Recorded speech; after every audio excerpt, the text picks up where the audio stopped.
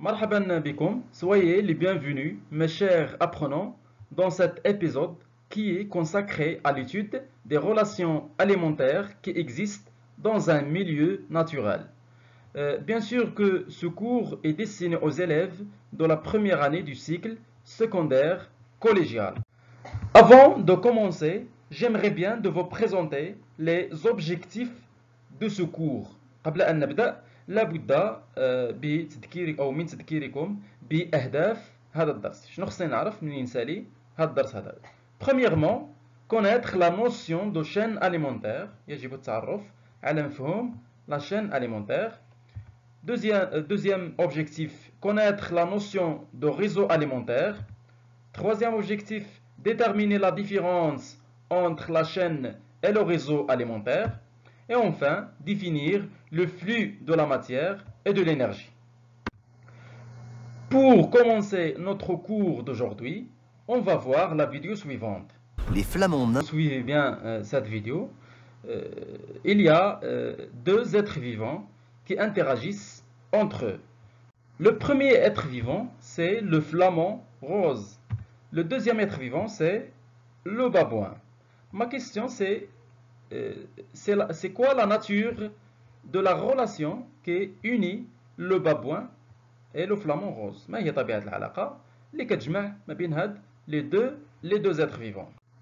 Après avoir regardé cette vidéo, on peut remarquer qu'il y a une relation entre le babouin et le flamand rose.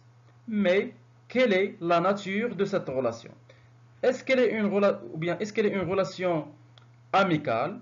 مش علاقة صداقة. Est-ce qu'elle est une relation amoureuse? علاقة من أجل التناسل. Ou bien une relation alimentaire, علاقة غذائية.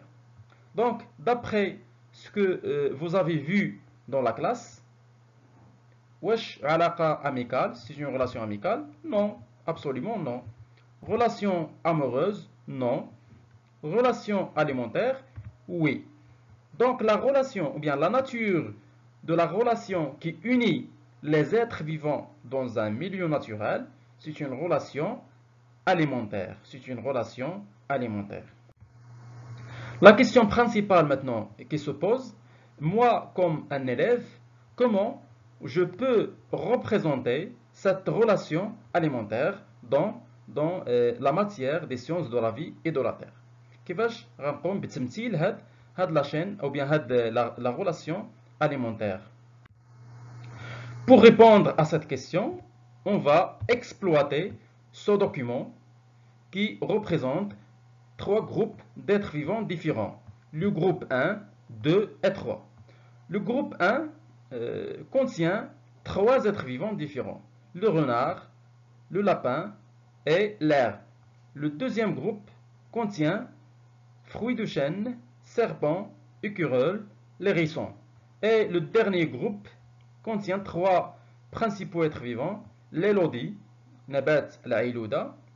Donc, vous avez vu l'élodie dans le cours de la respiration dans différents milieux, le tétard et la larve de détique.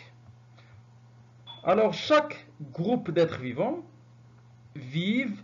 chaque groupe d'êtres vivants, bien sûr, vivent dans un milieu naturel donné. Le premier groupe vivent dans un milieu forestier. Les êtres vivants du premier groupe vivent dans un milieu forestier. Le groupe 2, bien sûr, vivent dans un milieu forestier. Milieu forestier comme le serpent, l'hérisson, etc. Le groupe 3, le tétard c'est le petit des grenouilles, ou l'élodée, c'est une plante aquatique, donc le milieu, c'est un milieu aquatique. Maintenant, comment je peux représenter la relation qui unit les êtres vivants de premier groupe et de deuxième groupe, et la même chose pour la troisième groupe. Alors, نتابعوا معايا باش نشوفوا كيفاش نمثلوا هاد la relation alimentaire. Le premier groupe, il contient trois êtres vivants. Le renard, lapin, l'herbe. Alors, pour représenter la relation qui unit ces êtres vivants, on utilise une flèche. Une flèche. Donc, on écrit les êtres vivants et on relie ces êtres vivants par une flèche. Alors, que signifie cette flèche? La flèche, que signifie? Il signifie, bien sûr, est mangé par. Et on dit l'herbe est mangé par lapin. Lapin est mangé par le renard. Donc, c'est la représentation schématique on peut l'appeler la chaîne alimentaire. C'est une chaîne alimentaire. Ça fait? Le groupe 2. Le groupe 2, on a déjà cité les différents êtres vivants de ce groupe. Donc, les fruits de chêne, le timar dial ballot, l'écureuil, serpent, les hérissons. On relie ces êtres vivants par l'utilisation d'une flèche, comme cette flèche. Donc, la flèche, nous avons les fruits, de la chaîne alimentaire. Fruits de chêne est mangé par l'écureuil. Ou l'écureuil, sinjab, est mangé par le serpent. Ou le serpent est mangé par l'hérisson. Donc, c'est une chaîne alimentaire.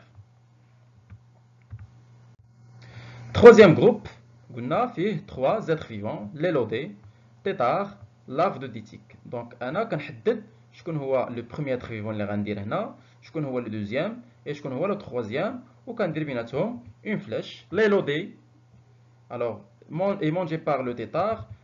Le tétard est mangé par larve de ditique. Mais ما يمكنش ندير le tétard est mangé par l'élodé ou l'élodé est mangé par... Non. Donc, c'est illogique, غير منطقية. Maintenant, on prend le premier exemple اللي عطينا في الأول باش نشرحوا شي حويجات. Alors, هذه شنو سميناها؟ هذه سميناها c'est une chaîne, on déjà l'appelé une chaîne alimentaire. On a déjà l'appelé une chaîne alimentaire. وكتعرفوا على أن السلسلة كتكون مجموعة من الحلقات. Donc, هاد la chaîne هذه, elle est constituée par combien d'êtres vivants? 3 êtres vivants. Le premier, deuxième être vivant, troisième être vivant. Chaque être vivant représente ou bien un maillon.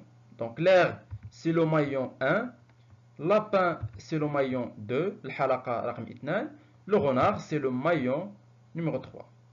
Supposons qu'il existe un quatrième être vivant ici.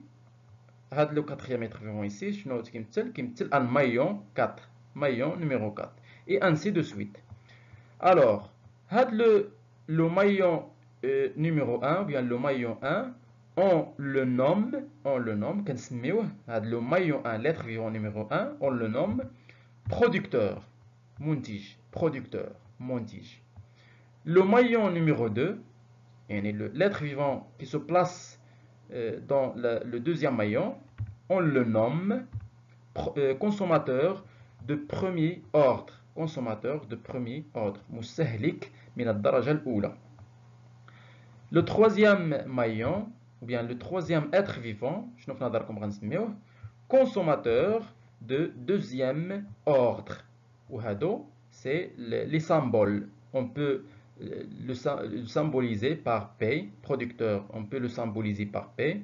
Consommateur de premier ordre, on peut le symboliser par C كبيرة واحد كبيرة.